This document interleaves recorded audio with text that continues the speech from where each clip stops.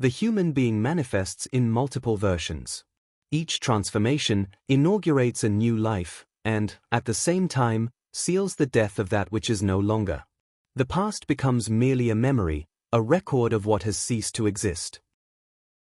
There are those who doubt that the past contributes to the new, although many also reject the idea that the new can contain the old.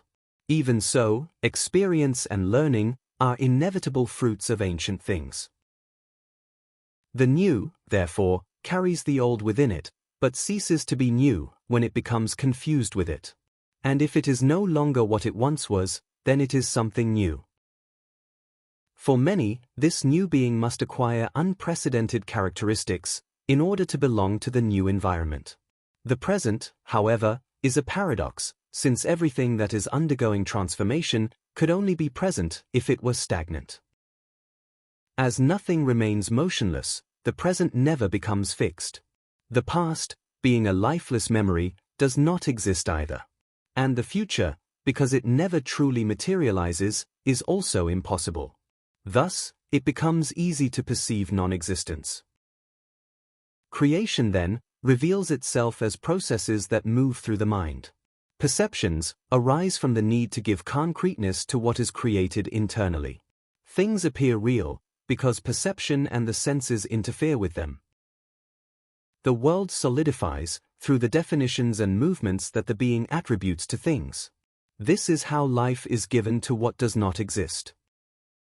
The mind is skilled at generating definitions. The stages of life are part of these divisions. A thinking being is one that carries the mind in manifestation. The mind possesses longevity, but the being that sustains it merely passes it on from moment to moment. Each being exists only in the instant in which it manifests. To exist, it must make itself known, and for that, it must strip away what does not define it. Included in this process are the mental mechanisms themselves. Incubated creation requires thinking beings to echo it. This participation is temporary, and nothing is more relative than time. Reflecting upon societies and their relational mechanics is part of the mental engineering that grants complexity to each instant of manifestation. Every apparent construction contains countless interconnected parts, in ways that are more or less understandable. Whenever the being believes it has resolved a question, new elements emerge that prolong the inquiries. Thus, thought remains active within temporality. The simplicity of the being resides in the force that creates the mind and allows it to conduct the processes. A being in manifestation is the result of mental production. In this temporal existence, mental force would not exist without the force of the being that precedes it. The good news is that mental force can be turned off, the force of the being never.